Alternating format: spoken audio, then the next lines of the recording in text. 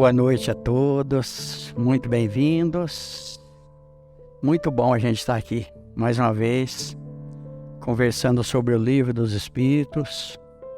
A gente agradece muito a presença de vocês, a tolerância. Que Deus nos ampare, que Jesus nos abençoe. Lembrando sempre que a reunião somos todos nós. Na segunda parte, principalmente, os assistentes espirituais que chegam até aqui para nos ajudar, usam as nossas energias para poderem ajudar entidades. Muitas nos acompanham, muitas são trazidas até aqui para receber ajuda. Todos nós somos instrumentos de Deus. Nós estamos reunidos em nome de Jesus. Então, que Ele nos abençoe e nós vamos começar a nossa reunião. Então, vamos dar continuidade a Ocupações e Missões dos Espíritos, parte 2. As ocupações dos espíritos são incessantes? Incessantes, sim, se se entende que seu pensamento está sempre ativo, porque eles vivem pelo pensamento. Mas é preciso não comparar as ocupações dos espíritos às ocupações materiais dos homens. Essa atividade mesma é um prazer, pela consciência que tem de serem úteis. Isso se concebe para os bons espíritos, mas ocorre o mesmo com os espíritos inferiores? Os espíritos inferiores têm ocupações apropriadas à sua natureza. Confiais ao aprendiz e ao ignorante os trabalhos do homem de inteligência? Então, nós voltamos aqui para a gente entender. No livro Obreiros da Vida Eterna, no item 3, nós vamos ver uma informação valiosa para nós, está dentro desse assunto. O título chama O Sublime Visitante. Nós vamos ver ali o ministro Cornélios, que está coordenando os trabalhos.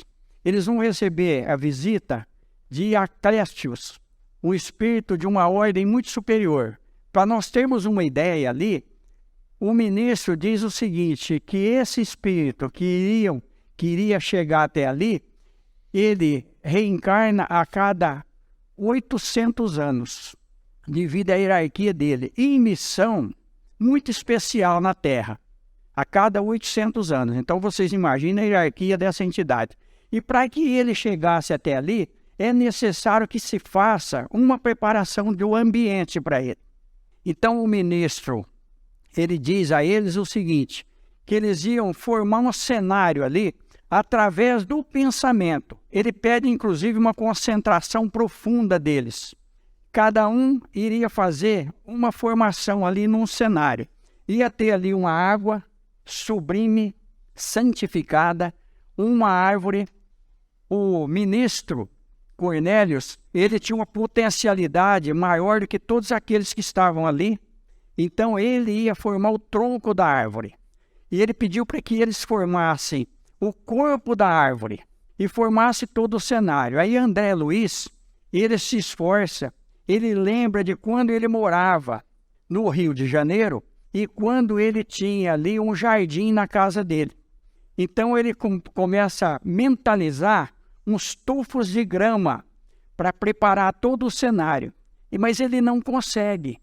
Ele consegue, fica muito pálida. Aí o ministro dá uma chamada neles, para eles afirmar o pensamento, fazer uma concentração profunda para que se fizesse ali a preparação e o isolamento para que essa entidade chegasse até ali. Então vocês imaginam a dificuldade que os espíritos superiores têm de chegarem até nós, devido à vibração da Terra. A atmosfera terrestre é contaminada de miasmas espirituais. E aí eles conseguem. E a descrição é fabulosa. É interessante ler esse capítulo, não só o capítulo, mas o livro inteiro, Obreiros da Vida Eterna. Vocês vão ver ali a preparação. E o mais interessante, eles esperavam que esse superior, esse visitante sublime, fosse ali conversar com eles longamente. Ele traz pergaminhos com passagens do Novo Testamento. Cada pergunta que eles fazem para ele, ele abre um pergaminho e a resposta está naquilo que Jesus trouxe, naquilo que o apóstolo Paulo trouxe. Mas aí ele completa. É fantástico. Então, pensamento, pelo pensamento, que está sempre ativo. Tudo que nós já comentamos aqui, tudo que existe, primeiro passa pelo pensamento, inclusive as palavras. Muita gente fala, eu falei sem pensar. Não, não falou sem pensar. Passou primeiro pelo pensamento. É que muitas vezes nós somos precipitados. Aí está na 563A.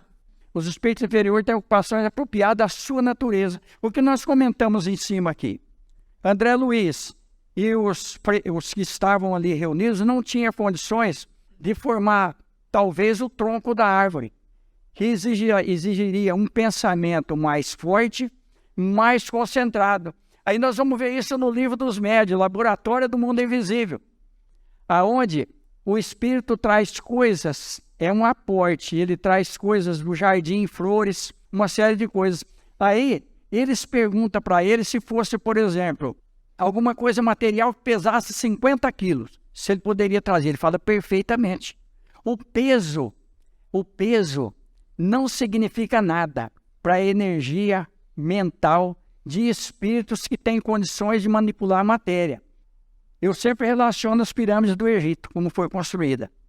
Mas isso é um assunto interessante, que um dia nós vamos fazer uma palestra aqui. A doutrina espírita extraterrestre. Olha, vocês vão ver como que a Bíblia traz informações para nós que ficam camufladas, vamos dizer assim, nas entrelinhas ali, porque nós não conseguimos tirar o espírito da letra. Mas é fantástico a doutrina espírita, esse livro é maravilhoso. Entre os espíritos, há os que são ociosos ou que não se ocupem com alguma coisa útil? Sim, mas esse estado é temporário e subordinário ao desenvolvimento de sua inteligência. Certamente há, como entre os homens, os que não vivem senão para si mesmos. Mas essa ociosidade lhes pesa e, cedo ou tarde, o desejo de avançar lhes fazem experimentar a necessidade da atividade e eles são felizes em poder se tornar úteis. Falamos dos espíritos que alcançaram o ponto de ter consciência de si mesmos e seu livre-arbítrio, pois, em sua origem, são como crianças que acabam de nascer e que agem mais por instinto que por uma vontade determinada.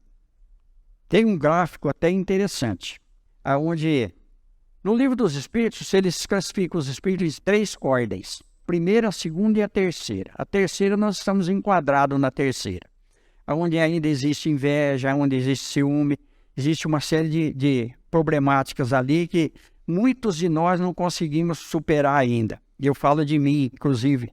Eu sou o primeiro a que não consegui superar essas coisas. Então, nós vamos ver aqui que os espíritos, antes de adquirirem o discernimento total, através da evolução, aqui está falando da evolução, eles agem mais por instinto. Então, nós vamos ver ali no gráfico que muitas vezes nós estamos numa situação em que a matéria domina o espírito. E os espíritos superiores estão numa situação em que o espírito domina a matéria. Então, aqui ainda existe a matéria dominando o espírito. E aí nós vamos ver isso nos animais. Que, por exemplo, uma cobra, ela tem 98% de instinto e só 2% de inteligência. É muito difícil adestrar uma cobra. Já nós vamos ver o cão, que ele tem 60% de instinto e ele já tem quase que 40% de inteligência. O elefante e alguns animais. Então fica mais fácil de ser adestrada. Por quê? Porque a inteligência já está ali camuflada, mas ela já está aflorando. Olha para vocês verem. A doutrina espírita traz essas informações para nós. Então, muitos espíritos que reencarnam ainda na Terra, em estado muito atrasado, aonde o instinto domina, é o que nós estamos vendo acontecer na Terra, muitas coisas que acontecem, porque o instinto ainda está muito forte. Ele se sobressai à inteligência. Por quê? Nós temos um cérebro com capacidade de 100%.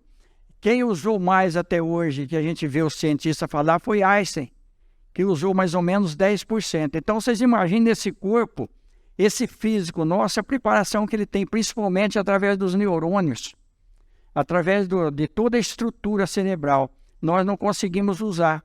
Muitas partes do cérebro, a ciência eles não conseguem ainda decifrar, porque existem setores ali que eles não sabem ainda definir qual a utilidade.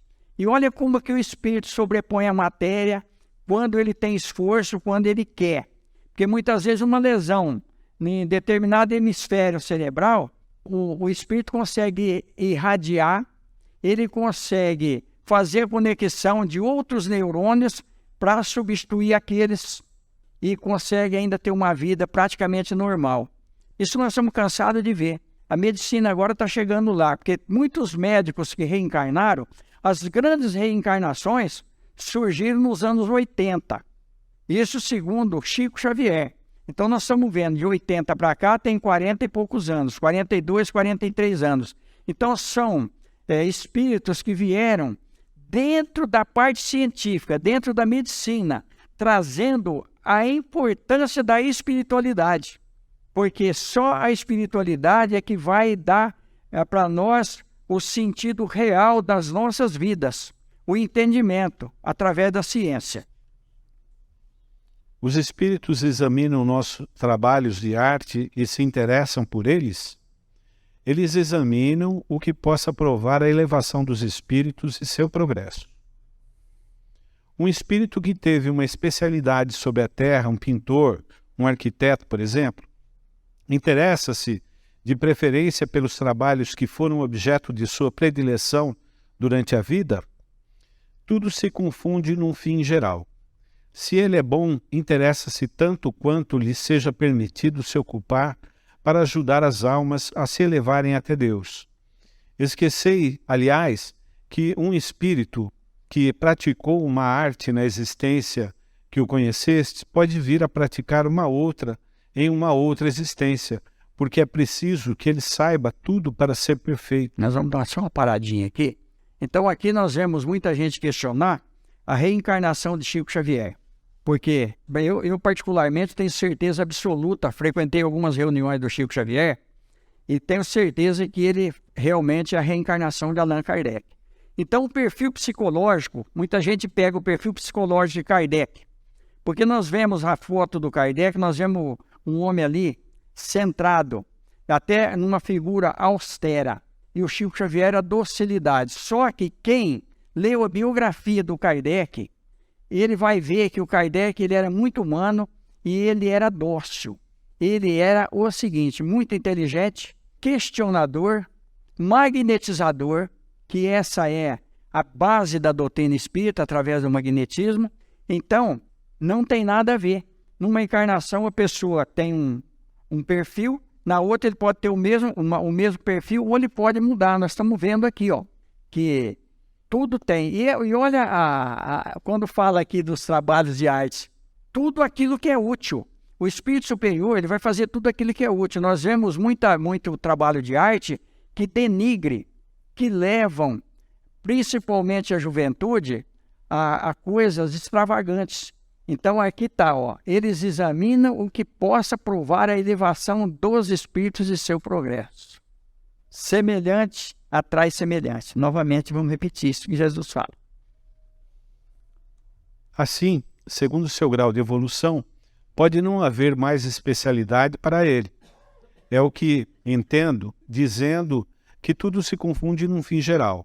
Notai ainda isto: o que é sublime para vós, em vosso mundo atrasado, não é senão criancice perto dos mundos mais avançados. Como quereis vós que os espíritos que habitam esses mundos, onde existem artes desconhecidas para vós, admirem isso, que para eles não é mais do que uma obra de escolar? Eu o disse, eles examinam aquilo que pode provar o progresso. Olha, que coisa interessante, como que aclara para nós mundos que nós não conhecemos ainda. Habitam esses mundos, onde existe arte desconhecida para vós. A música, quem tem a mediunidade de audição, a minha mulher tem essa mediunidade. O médium sofre muito com isso daí.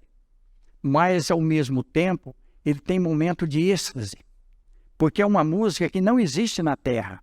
Os grandes mestres da música captaram através de vibrações sonoras, espirituais, elevadas, para trazer para nós as sinfonias, tudo isso que nós admiramos, a música clássica, é uma comparação pálida de tudo isso que está aqui. A luz espiritual, eu já comentei aqui que eu assisti sessão de materialização, aonde o médico materializou um instrumento que ele emitia uma luz que não existe na Terra, não tem como descrever aquela luz.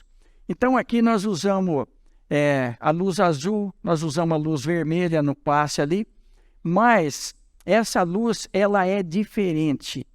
Por quê? Porque as nossas vibrações oculares não conseguem captar as luzes espirituais que nos envolvem. Quando a gente vê a aura de uma pessoa, nós ficamos, às vezes, impressionados de ver a aura. Quando a pessoa está num estado sublime, quando o pensamento dela está conectado com a espiritualidade superior, nós podemos ver o estado íntimo dela através da luz da aura. E olha para vocês verem, a aura do Chico Xavier, os russos vieram medir. Dizem que tinha 20 metros. A nossa tem 2 centímetros, 3, 5 no máximo. Então nós podemos entender a potencialidade vibratória espiritual do Chico Xavier. No livro Santo dos Nossos Dias, nós vamos ver um depoimento do Ranieri. O Ranieri foi um delegado de polícia e ele escreveu um livro muito importante, Materialização Luminosa, aonde ele dá um depoimento na primeira parte do livro, na primeira página ali. E ele, numa dessa sessão, materializou uma filha dele. Olha, de 6 anos, que tinha desencarnado. Ela materializou e ficou na frente dele. Só lendo o livro, para a gente ver a emoção, para a gente entender que a vida continua, que o que desintegra só mesmo o corpo físico.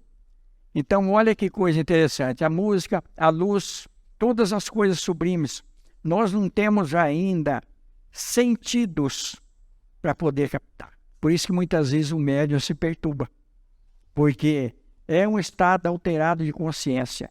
Felizmente, a ciência agora está tendo discernimento, está encaminhando. E os medicamentos também evoluíram para poder ajudar. Essa semana passada, apareceu um vídeo de um bebê de 1 ano e 4 meses, 1 ano e 5 meses, no colo da mãe, fazendo acordes no piano, numa sequência cabível ali, né?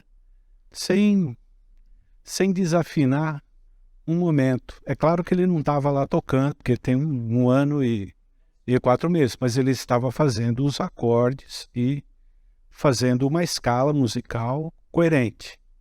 Né? A encarnação acontecendo ali. Espíritos superiores que estão voltando na Terra, porque tem que haver uma modificação. Os espíritos se misturam algumas vezes em nossas ocupações e em nossos prazeres? Os espíritos vulgares, como dizes, sim.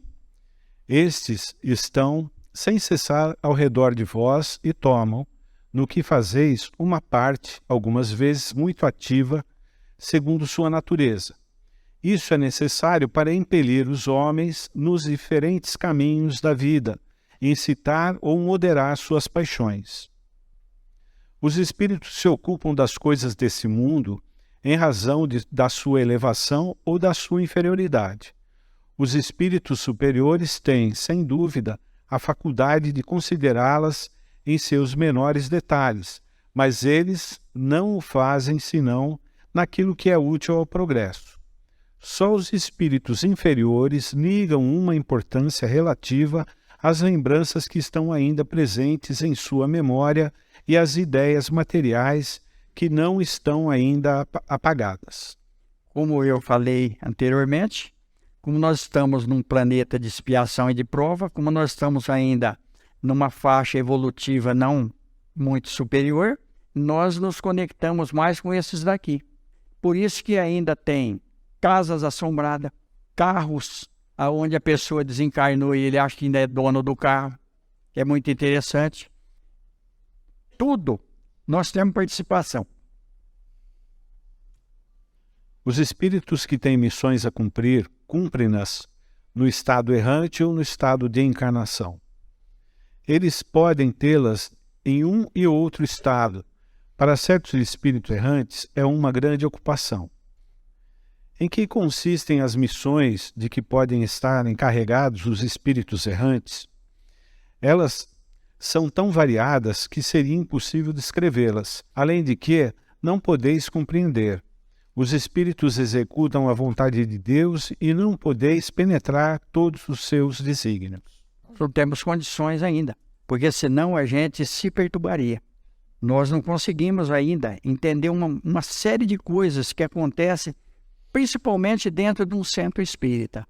Coisas que acontecem dentro do centro espírita, aparelhos que eles trazem dentro do centro espírita para poder fazer certos trabalhos, para realizar certas curas. Então, se a gente começar a descrever, a gente se perturba e muitas vezes modificam a estrutura total de tudo isso que nós estamos vendo aqui.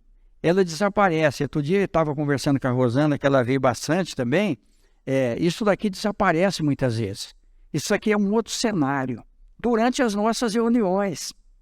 Não é verdade, Rosana? Até outro dia nós estávamos comentando isso. Nós tivemos uma comunicação do espírito superior aqui.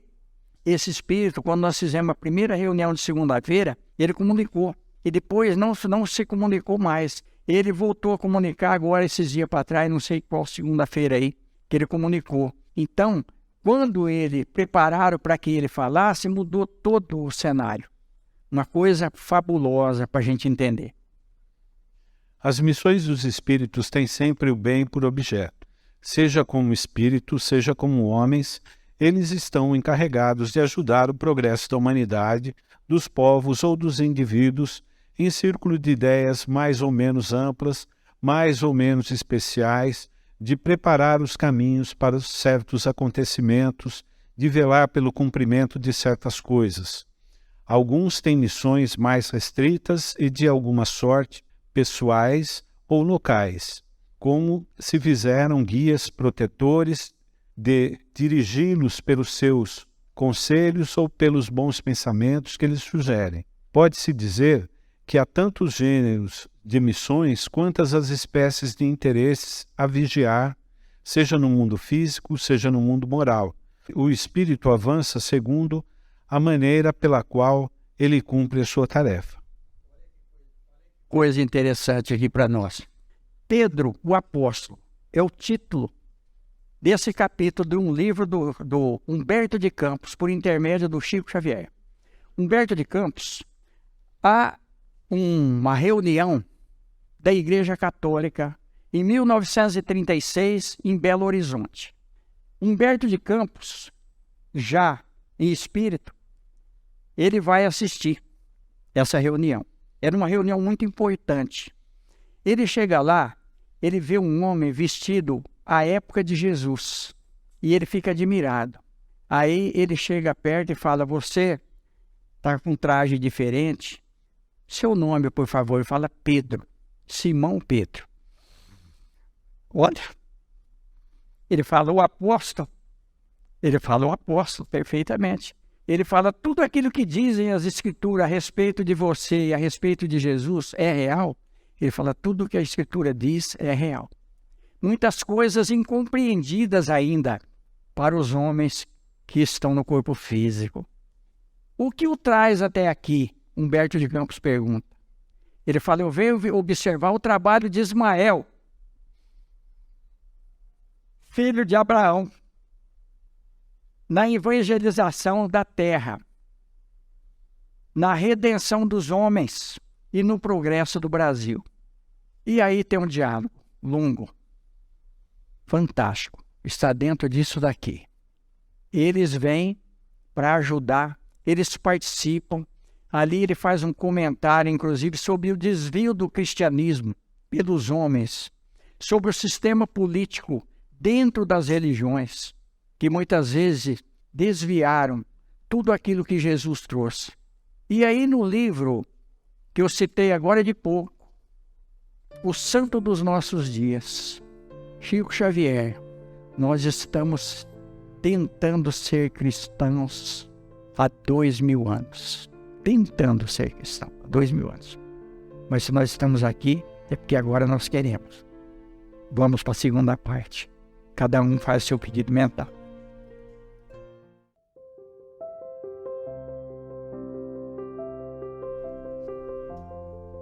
Lembrando que a história de Simão Pedro está no livro Crônicas de Além Túmulo, aonde o Pedro vai falar do Ismael. No livro Brasil, Coração do Mundo, Pátria do Evangelho, nós vamos ver o trabalho do anjo Ismael em relação ao Brasil. Ele é o protetor do Brasil. Os espíritos superiores trazem essa informação para nós. Ele foi filho de Abraão e de Agar. Olha a trajetória espiritual. Olha a reencarnação do Ismael. O progresso do anjo Ismael. Todos nós temos um currículo longo. Para a gente estar aqui hoje, nós temos uma trajetória. Mas a nossa trajetória é de luz. Nós vimos aqui que um dia, mesmo aquele que está ocioso, que não faz nada, que fica parado, um dia ele fica entediado. E ele vai se manifestar porque o nosso futuro, a nossa fatalidade é sermos anjo. Vai demorar muito, mas nós vamos chegar lá. Está escrito no livro dos Espíritos que o átomo de hoje será o anjo amanhã. Assim como o anjo de hoje foi o átomo anteriormente. Porque tudo é agregação atômica. A doutrina espírita traz essas informações para nós. Muito obrigado a todos. Que a gente possa ter uma boa semana. Que Deus nos abençoe. E mais uma vez eu agradeço a todos, aqueles que vieram pela primeira vez. Muito obrigado pela presença. Que Jesus nos abençoe. Muito obrigado, viu?